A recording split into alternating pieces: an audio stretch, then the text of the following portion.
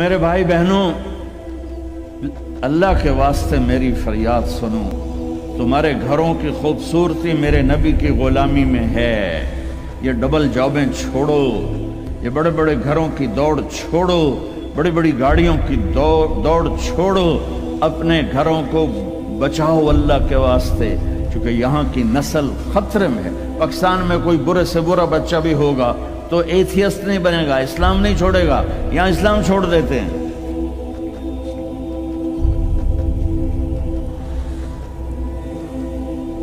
میں آپ کو اپنے گھر کی بتا رہا تھا، ایک بچہ مجھے ملنے آیا، کہنے لگا جی میں نے پورے پاکستان میں ٹاپ کیا ہے ایف ایس سی میں، اور کنگ جو ٹاپ کرتے ہیں وہ کنگ ایڈورڈ میڈیکل یونیورسٹی میں جاتے ہیں۔ تو 2 دفعہ میں خودکشی کی کوشش کر چکا ہوں، پلز کھائیں، گولیاں، لیکن وہ زندگی تھی، بچ گیا۔ میں نے کہا بیٹا تو چھوٹا سا ہے، تو نے یہ خودکشی کی کیوں یہ تو نے قدم اٹھایا؟ کہا جی میرے امی اور ابو اتنا لڑتے ہیں کہ ڈسہارٹڈ ہو کر میں 2 دفعہ خودکشی کی کوشش کر چکا۔ ماں اور باپ کی لڑائی نے اتنے بریلینٹ قابل بچے کو مرنے پر مجبور کر دیا۔ کوئی بھوک نہیں تھی، سوکھے تھے، اچھا خوشحال گھرانہ تھا، لیکن خامد بھی بد زبان، بیوی بھی بد زبان، تو بچے خودکشی پہ آ گئے۔ بھائیو، اگر آپ اپنے آپ کو خوبصورت بنانا چاہتے ہو، دیکھو میں ہاتھ جوڑتا ہوں، سب دیکھو، اس زبان پہ قابو پا لو۔ یہ زبان خوبصورت ہو گئی، دل جڑ جائیں۔ بہ گئی بیمہ فتوے نہ ٹھوک دے ہو۔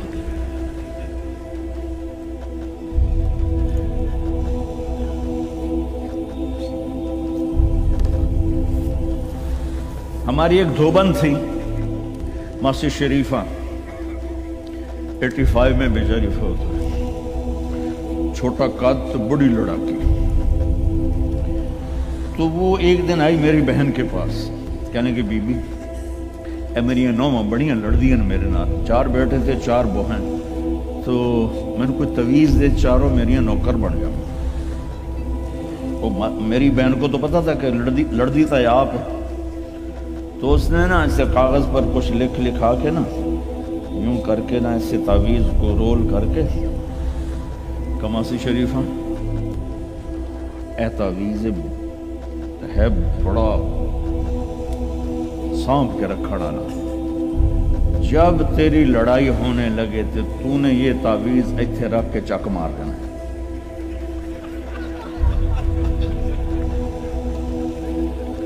میری بہن نے کیا طریقہ استعمال کیا، ماسی شریفہ کو چپ کروایا۔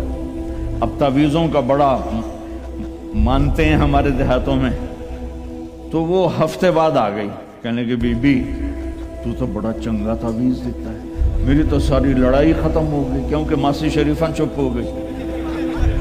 تو میں نے یہ 2 تعویذ بنائے ہیں، ایک آپ مستورات لے لو، ایک آپ لے لو، جب لڑائی ہو تو چک مار کے بہ گئے کرو، آپ کی لڑائی ختم ہو جائے گی۔ ہائے ارے میرے بھائی، قربان جاؤں اہل بیت کے اخلاق پر۔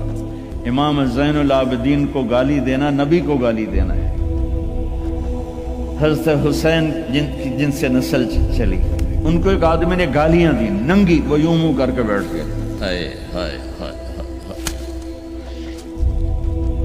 اس نے سمجھا کہ ان کو پتہ نہیں میں ان کو گالیاں دے رہا ہوں، تو وہ ادھر سے اٹھ کے سامنے آ کر کہنے لگا ایاک اعنی، اور میں تینوں گالا کر رہے ہیں۔ آپ نے فرمایا وعنک اغضی، اور میں بھی تجھے ہی معاف کر رہا۔ تو ایک دم قدموں میں گر کے پاؤں چومنے لگا کہ بے شک آل رسول کے اخلاق ایسے ہی ہوتے ہیں۔ میرے بھائیوں، اپنے گھروں کو اپنے نبی والی زندگی پہ لاؤ۔ میرا ساتھ نہیں دے رہا، میں تفصیل ویسے بھی نہیں ہو سکتی، اشارہ کر رہا۔ اپنے نبی کی زندگی پڑھو، اپنے نبی کی زندگی پڑھو کہ آپ نے اپنے گھر کو کیسے چلایا، کس طرح آپ نے 11 گھروں کو نبھایا۔ 2 مہینے چولہا نہیں جلتا تھا، اور بیویاں قربان ہو رہی ہیں یہاں سب کچھ دے کر، پھر بھی لڑائیاں ہیں، بچے برباد ہو رہے ہیں، نسلیں برباد ہو رہی ہیں، چھوٹی چھوٹی باتوں پر अड़ कर, हमारे उस्ताद साहब थे मौलाना जमशेद साहब, वो हमें बहुत ज़्यादा सबक में फरमाते थे, जो हार मान जाएगा वही जीत जाएगा। हार मान जाया कर, झुक जाओ, झुक जाने। मेरे नबी ने फरमाया, जो झुक गया और माफ कर गया, मैं गारंटर हूं अगर उसकी इज्जत कम हो तो मुझसे आके ले ले। जो माफ करेगा अल्लाह उसकी इज्जत बढ़ा देगा, जो बदला लेने पे आएगा पूरे घर को तोड़ के रख देगा। ये चंद रोजा जिंदगी है।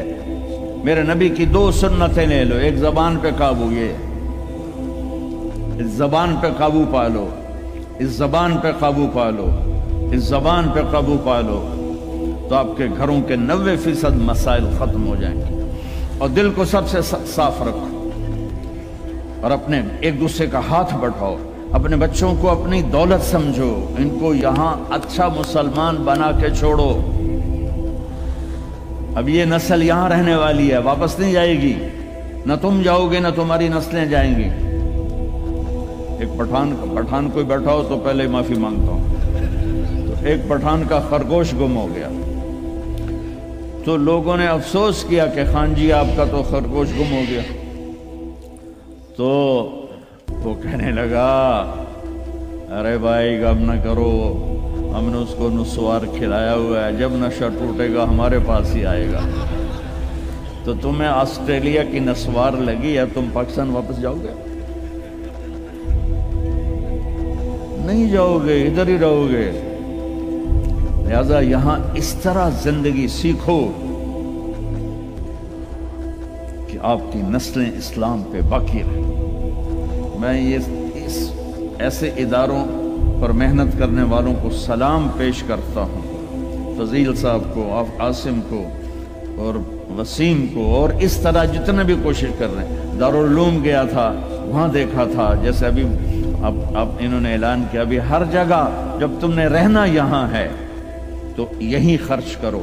यहाँ ढूंढो कौन ज़कात का मुस्तहिक है, उसको ज़कात दो। यहाँ ढूंढो कौन ज़रूरतमंद है, वो गैर मुस्लिम भी है, तो सदका दो। ज़कात मुसलमान को है, सदका दो, ऊपर दो।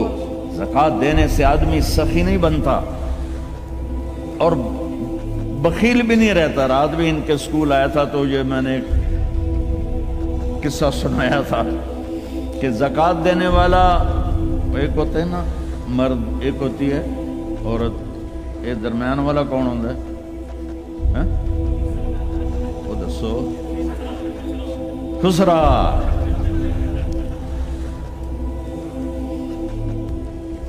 तो ज़कात देने वाले जो होते हैं ना, वो बुखल से निकल आते हैं, सखावत में जाते नहीं, तो विचकारले बढ़ जाते हैं। तो सदका भी दिया करो।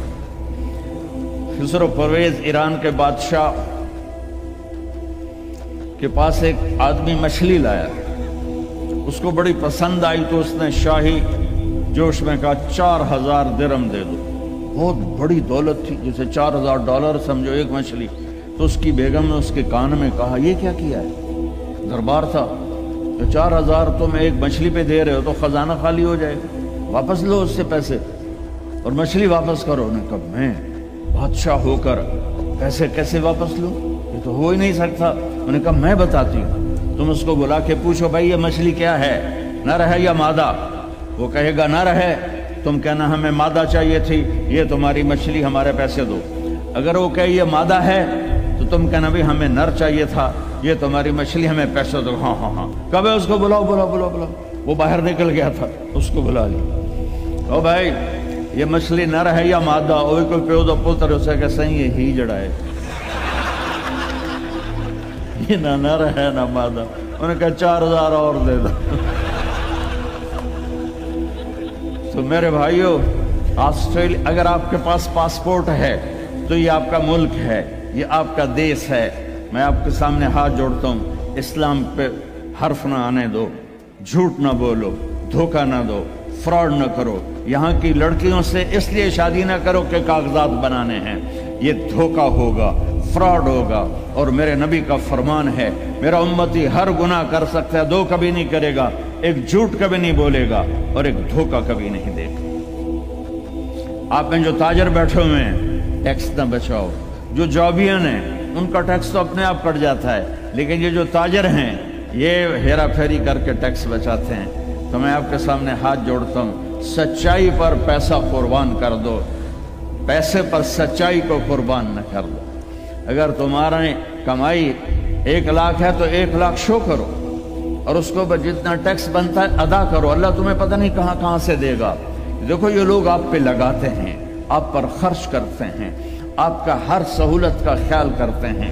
आप इस्लामी मुल्कों में 50 साल भी गुजार दो तो आपको पासपोर्ट नहीं देते। आप 4 साल गुजारते हो आपको पासपोर्ट देते हैं, आपको बराबर हुकूक देते हैं। आप इनको धोखा दो, किसी को भी धोखा देना हराम है। और जो इतने खैर खा हों उनको आप धोखा दें और टैक्स बचाएं। क्या करो, शादी पे लुटा देते हैं, शराबों पे लुटा देते हैं। रिस्क हलाल, शराबें ना बेचो, रिस्क हलाल कमाओ। अल्लाह से मांगो कि अल्लाह मैं तौबा करता हूँ, मेरे लिए रास्ता निकाल, और फिर उसकी कोशिश करो, अल्लाह रास्ता दे दे। आप इनके साथ, वो अंग्रेज़ों के दौर में ना दिल्ली में एक वो पिक पॉकेट वाला था, जेब कतरा, तो उसका चेला शाम को 2 रुपए लेकर आया तो उसने उसको थप्पड़ मारा कि सिर्फ 2 रुपए सारे दिन में। उन्होंने कहा उस्ताद जी आज एक बड़ा माल चुराया था, एक अंग्रेज की जेब काटी थी, लेकिन 4 कदम चला तो मुझे ख्याल आया सुभान कि अगर क़यामत के दिन ईसा अलैहिस्सलाम ने मेरे नबी को गिला दे दिया कि आपके उम्मती ने मेरे उम्मती की जेब काटी थी तो मेरे नबी को शर्मिंदा होना पड़ेगा, तो मैंने वो पैसे उसको वापस कर दिए और ये 2 रुपए अपने दे कप्पे। तो उसने खुश होकर उसको 10 रुपए इनाम दिया। तो भाइयों देखो, कल क़यामत के दिन अपने नबी को शर्मिंदा होने न देना कि धोखा, फ्रॉड। नौजवान शादियां करते हैं कि पेपर बन जाएं। रियल शादी करो ठीक है, लेकिन पेपर बनाने के लिए अल्लाह के वास्ते ऐसा धोखा। अब ताजर हो, अल्लाह के वास्ते टैक्स ना चुराओ, यहाँ के कानून की पासदारी इनसे भी ज़्यादा करो। हमारे मुल्कों में टैक्स नहीं देते कि हेरा फेरी है, हुकूमत के कारिंदे खा जाते हैं, कुछ रास्ते में इधर उधर हो जाता है, कुछ थोड़ा बहुत लग भी जाता है, तो वहाँ तो इसलिए वो टैक्स नहीं देते।